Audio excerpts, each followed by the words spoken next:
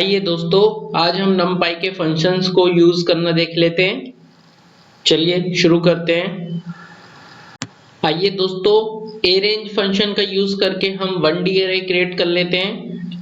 तो हमारा सिंटैक्स है np डॉट अरेंज और हमने राउंड ब्रैकेट में 1 से 13 तक वैल्यू दी है, जबकि हमें चाहिए 1 से 12। तो 1 से 12 हमें अगर अपनी लिस्ट चाहिए, अरे चाहिए, तो हमें 1 से 13 तक हमें वैल्यू देनी होगी दोस्तों। ठीक है, उसके बाद हमने इसको एक नाम दे दिया है जो कि हमारा वेरिएबल है। इसको हम प्रिंट करा देते हैं दोस्तों। तो देखिए हमारे पास क्या आता है, इसको रन करते हैं। देखिए 1 से लेकर 12 तक हमारे पास लिस्ट आ गई है, जो कि हमारा अरेंज फंक्शन की तरफ से हमें मिली है। अगर दोस्तों ये रेंज हमें इवन नंबर में चाहिए तो देखिए हम क्या करेंगे, हम अपना सिंटैक्स लिखेंगे np डॉट अरेंज 1, 13, 2। 2 लगाने से ये हमें इवन नंबर देगा। देखिए हमने इसको एक वेरिएबल दे दिया इवन अंडरस्कोर AR और इसको हम प्रिंट कराएंगे। इवन अंडरस्कोर AR को जब हम प्रिंट कराएंगे तो देखिए दोस्तों ये हमें क्या रेंज देगा, ये हमें इवन नंबर देगा। इवन नंबर वो होता है दोस्तों जो 2 से नहीं कटता, मतलब 1, 3, 5, 7, 9 और 11। ठीक है दोस्तों। अगर दोस्तों हम 2 की जगह 4 कर देते हैं तो ये देखिए हमें क्या देता है। देखिए इसने 1, 5, 9 दिया, और ये कैसे दिया इन्हें ये लिस्ट। तो देखिए ये 1 से स्टार्ट करेगा, यानी कि 1 को जोड़ेगा और 4 तक गिनेगा। 4 के बाद फिर जो 5वीं संख्या आएगी वो देगा। देखिए दे दी, नहीं दे दी। फिर ऐसी 5 से गिनेगा, फिर जो 4 संख्या छोड़ के आएगी, यानी कि 5 से 8 तक, वो दे देगा। यहाँ देखिए 9 दे दिया। और देखिए यहाँ से जब चलेगा तो यहाँ से इसके पास संख्या ही नहीं है 4 छोड़ने के लिए, इसलिए यहाँ से इसने स्किप कर दिया। तो देखा आपने किस तरह से हमने इसकी लिस्ट निकाल ली 4 देके भी। अब दोस्तों हम लाइन स्पेस का फंक्शन का यूज करके एक अरे क्रिएट करेंगे। देखिए हमारी अरे में हमें 4 डिजिट चाहिए। तो देखिए हमने 1 से 5 तक इसकी वैल्यू ले ली है और हमने 4 लगाया क्योंकि हमें 4 डिजिट चाहिए। तो अब देखिए हमने अपने सिंटैक्स लिखा है np डॉट लाइन स्पेस, हमने लिखा है line space np dot line space round bracket के अंदर 1, 5, 4। ठीक है दोस्तों। अब इसको हम रन करेंगे तो देखिए ये हमें रैंडमली 4 वो डिजिट दे देगा जो हमें चाहिए। देख लीजिए पहली इसने 1 दी है, दूसरी इसने सेकंड हमारी सेकंड 2.33 दी है, थर्ड इसने 3.66 दी है और 4 नंबर पर इन्हें हमें 5 दिया है। ठीक है दोस्तों। आइए दोस्तों अब हम रीशेप फंक्शन का यूज करके 1D को 2D में बनाते हैं। देखिए सबसे पहले हम क्या लिखेंगे, हम यहाँ पे लिखेंगे दोस्तों, सबसे पहले हम अपना 1D लिखेंगे जो कि हमने ऊपर बनाया था AR अंडरस्कोर 1D, ये हमने ऊपर बनाया था। चलिए मैं आपको दिखा देता हूँ एक बार। देखिए ये रहा, ये हमने सबसे पहले बनाया था AR अंडरस्कोर 1D। ठीक है दोस्तों। अब देखिए इसके बाद हम डॉट लगाएंगे, उसके बाद हम यहाँ पे लिखेंगे रीशेप। और हमारी जो 1D था उसमें 12 डिजिट थी, यानी कि हम इसको 2D में बनाएंगे तो 2 हमारी रो बनेंगी और 6 हमारे कॉलम बनेंगे। ठीक है दोस्तों, यानी कि हम 6 अलग अलग कर लेंगे। ठीक है दोस्तों। उसके बाद इसको हम पूरे को एक वेरिएबल में असाइन कर देंगे जो कि हमने यहाँ बना दिया AR अंडरस्कोर 2D, और इसको हम प्रिंट करा लेंगे दोस्तों। और देखिए ये हमें दे देगा हमारा 2D अरे। ठीक है दोस्तों। और अगर दोस्तों हम इसको 2 कॉलम की जगह 3, मतलब इसको 2 रो की जगह 3 रो में लाना चाहते हैं तो 3 चौक 12 होते हैं, उस तरह इसको हम यानी कि 3 रो बना सकते हैं और 4 कॉलम बना सकते हैं। तो चलिए करके देख लेते हैं। हमारे ये 1D अरे था जिसको हमने डॉट लगाया, रीशेप करा और इसको एक वेरिएबल में असाइन करा। अब इसको हम रन करेंगे दोस्तों, और इसका जो नई हमने डिजिट दी है, मतलब जो शेप दी है वो 3,4 दी है दोस्तों।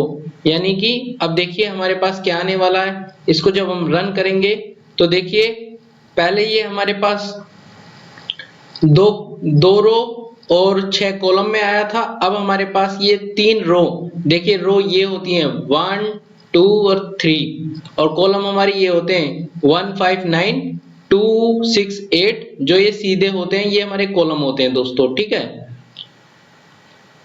ओके दोस्तों। आइए दोस्तों अब हम 1D को 3D में बनाना देख लेते हैं। देखिए हमारा सबसे पहले सिंटैक्स क्या रहेगा, पहले हम वेरिएबल लेंगे अपना 1D वाला, फिर डॉट लगाएंगे, फिर रीशेप लिखेंगे और फिर इसको राउंड ब्रैकेट में एक वैल्यू देंगे। सबसे पहले हम देंगे 2, 3, 2।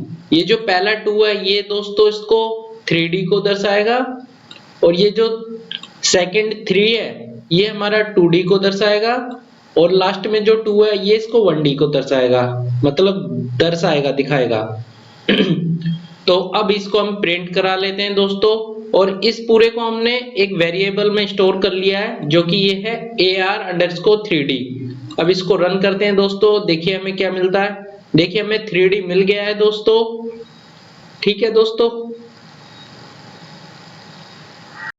आइए दोस्तों अब हम एक ही सेंटेंस में पहले एक 1D अरे बनाएंगे जो कि हमारा np.arrange 1,30 तक है और इसके बाद हमने डॉट लगा के इसे रीशेप में दे दिया है, यानी कि हमें 2 रो 6 कॉलम चाहिए।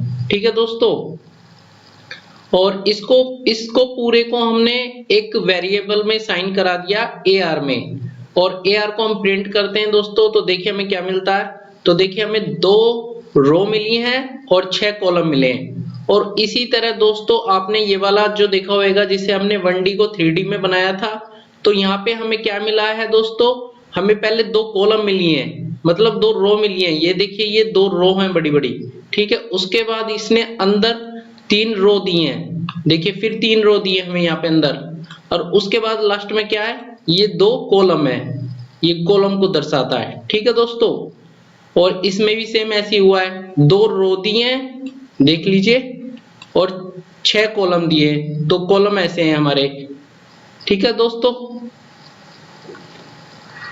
अब दोस्तों हम रेविल फंक्शन का यूज करना देख लेते हैं। देखिए ये AR जो हमने अभी लास्ट में बनाया था, देखिए ये रहा AR, यानी कि हमने 1D को 3D में बनाया था, सॉरी 2D में बनाया था। ठीक है, अब हम क्या करेंगे, ये क्या करेगा, इससे 2D से इसको 1D में बना देगा। तो इसको जब हम रन करेंगे तो देखिए दोस्तों इसने 2D को 1D में बना दिया है। ठीक है दोस्तों, आइए दोस्तों फ्लैटन फंक्शन का भी यूज देख लेते हैं। देखिए फ्लैटन फंक्शन भी सेम रिविल की तरह काम करता है, ये भी 2D को 1D में बना देगा, मतलब आपका 3D है तो उसको भी 1D बना देगा ये। चलिए देखिए पहले हम 2D को देख लेते हैं। देखिए ये 2D को इसने हमारे को 1D बना दिया। अब हमारा 3D देखते हैं। 3D देखिए ये हमारा 3D है, तो हम इसको यहाँ से कॉपी कर लेते हैं दोस्तों और इसको हम यहाँ पे पेस्ट कर देते हैं और डॉट लगा के फ्लैटर लिख के इसको हम रन करते हैं दोस्तों। अब देखिए इसको जैसे ही रन करेंगे ये 3D है, इसको 1D बना देगा। देखिए बना दिया, नहीं बना दिया। ठीक है दोस्तों, आइए दोस्तों अब हम ट्रांसपोज फंक्शन का यूज करना देख लेते हैं। देखिए सबसे पहले हम अपना वेरिएबल लिखेंगे, वेरिएबल जो हमारा था जो हमने 2D बनाया था AR.ट्रांसपोज लिखेंगे। उसके बाद ट्रांसपोज के बाद दोस्तों ये राउंड ब्रैकेट लगाएंगे और उसके बाद इसको हम रन करेंगे। तो देखिए क्या होता है, देखिए ट्रांसपोज का मतलब होता है ये क्या करेगा दोस्तों, मैं आपको दिखा देता हूं आपको। जैसे ये इसने हमें ये दिया है, ये हमें 2 रो में दिया है इसने, तो इसने क्या करा है, इसको ये हॉरिजॉन्टल है और इसने यहाँ पे ये वर्टिकली दे दिया, यानी कि जो हमारी कॉलम रो में थी उसको इसने कॉलम में बना दिया है दोनों तरफ। देख लीजिए 1 2 3 4 5 6, ये हमारी रो में थी पहले, देखिए यहाँ पे ये रो में है ना, इसको इसने यहाँ पे कॉलम में बना दिया है। ठीक है दोस्तों, इसका काम बस यही है यहाँ पे। ठीक है दोस्तों, और अगर इसका शॉर्टकट देखना है तो देखिए इसका AR टी लिखकर भी आप इसको रन करेंगे तो भी ये सेम आंसर दे देगा। देख लीजिए दोस्तों। ठीक है दोस्तों।